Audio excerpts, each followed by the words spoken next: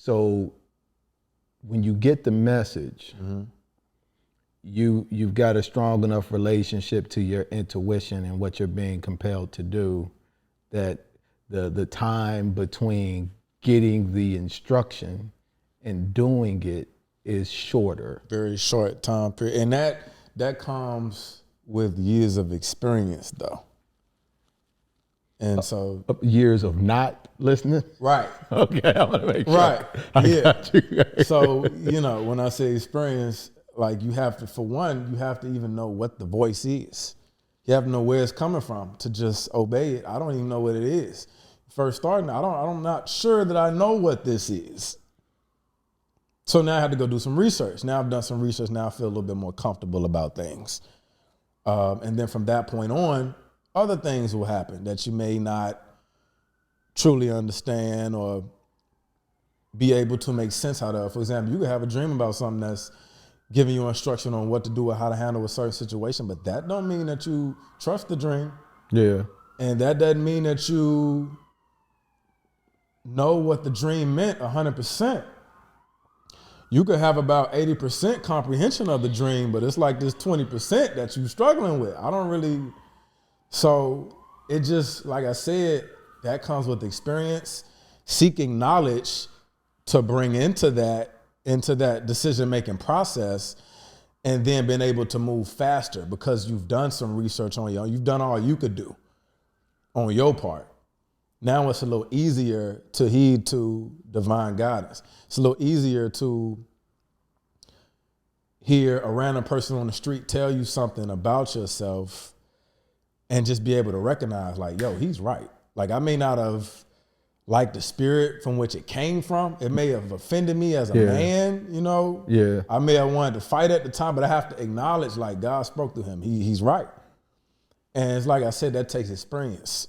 Yeah. That takes a lot of trial and error.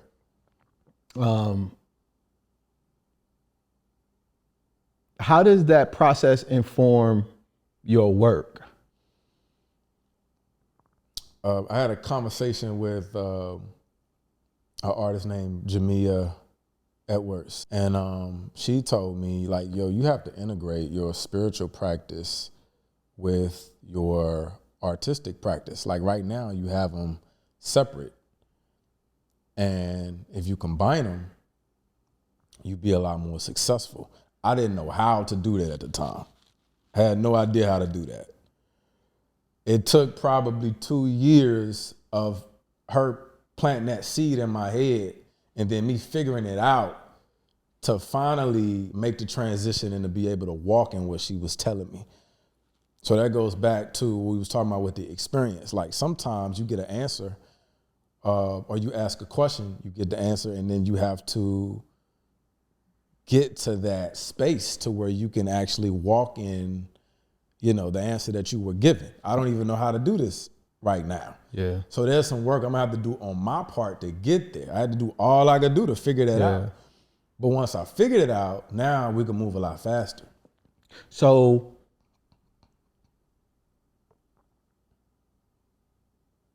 I want to sit there for a second,